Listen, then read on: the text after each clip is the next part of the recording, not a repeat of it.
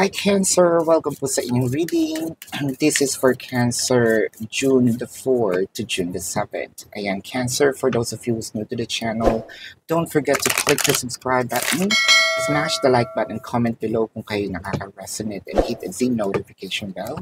At kung gusto nyo pong sumali sa ating live session, sa kabilang channel din po yun, that is Babaylan TV. Meron po tayong mga everyday readings doon sa Babaylan TV. Take advantage of it. Yun po ay para sa ating international audiences. So medyo complicated yung ibang topic. Ayan.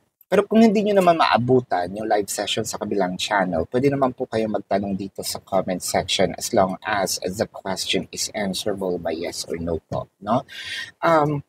Cancer, I want you to know na kung hindi po kayo masasatisfy sa yes or no na sagot, meron pong link sa description box, no? Either you have to copy the link or click the link, no? Mararoute po kayo dun sa aking website. Nandun po yung form. Take advantage of the discount of 4 plus 1 question, no? And if you also want to avail our private reading, nandun din po yun sa kabilang, nasa description box. Ayan. So, Cancer, I want you to know that this is a general reading.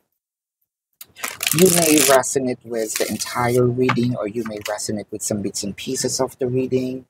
Take what's only yours. Cancer, simulan na natin. So, ang nakikita ko dito, Cancer, parang may gustong bumalik or gusto mong balikan ang nakaraan. No, it's either this is you or this is your person. It felt like meron akong mga pagkakamaling nagawa at gusto kong ayusin. No? Alam kong meron pa akong chance. No? Kasi hindi naman lahat nabibigyan ng chance para ayusin ang mga bagay-bagay. Yung sa'yo, alam mong meron kang chance or yung person mo merong chance para ayusin. Ito yung kumbaga gusto ko, nag-iisip na ako kung paano babalikan, gagamutin, no? Yung sakit na nagawa ko, no? With the King of Wands and the Ace of Cups, I feel like itong taong to makikipag-usap sa'yo ng masinsinan. Meron din dito mga pag-amin na totoo nilang nararamdaman at kanilang nararamdaman up until now, no? Sabihin natin, lumayo man sila ng pagkalayo-layo. The distance may be sa kabilang barangay lang or sa kabilang baryo, no? Pumunta ng city, state, county, country, different continent. Pero alam mo yun, kukontakin ka niya para ayusin, no? Kasi napagtanto niya na hindi rin tama ang nagawa ko with the Star and the Three of Swords. Parang, bakit ko sinaktan yung isang taong sobrang halaga, no? Sa buhay ko. Sobrang halaga ni Cancer, tapos sa sobrang bait niya, siya pa yung taong nagawan ko ng masama. And I feel like hindi tama. With the Magician and the Nine of Wands, I feel like kumakausap na ito kung itong taong to ay nakablock sa'yo. No? Itong taong to ay gagawa ng paraan para makipag-usap sa mga friends mo, family members, para sabihin natin, maayos niya. No? With the Justice, I feel like this person is staying. High Priestess, aminin din naman natin na kaya natin blinak. No, ayan ha. Let's be honest in here, Cancer. Alam mong hahabulin ka rin.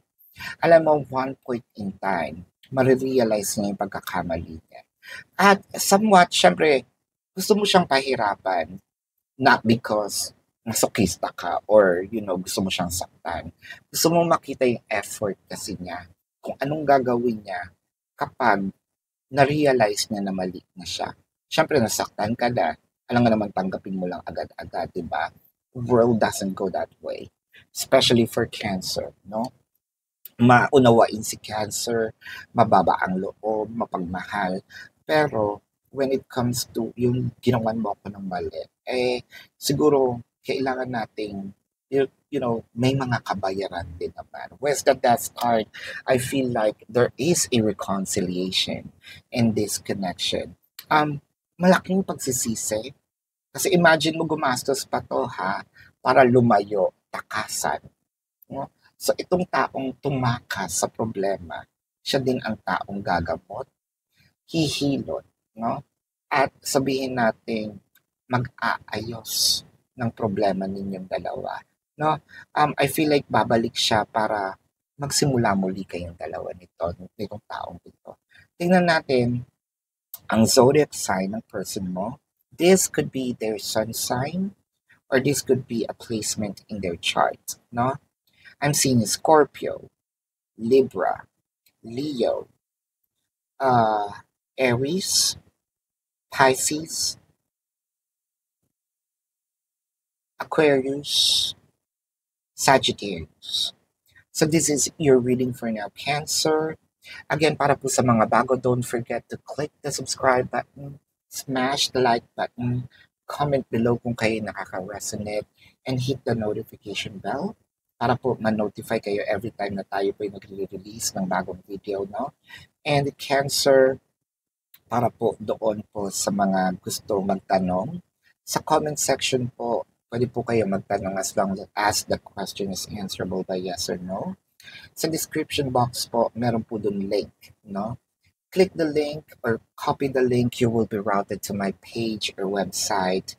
Take advantage of the promotion or discounted price na 4 question plus 1. And kung gusto niyo pong mag-avail ng ating private reading, nasa description box din po yan. Maraming salamat, Cancer. Love and light. Namaste. See you po sa susunod na reading. Goodbye.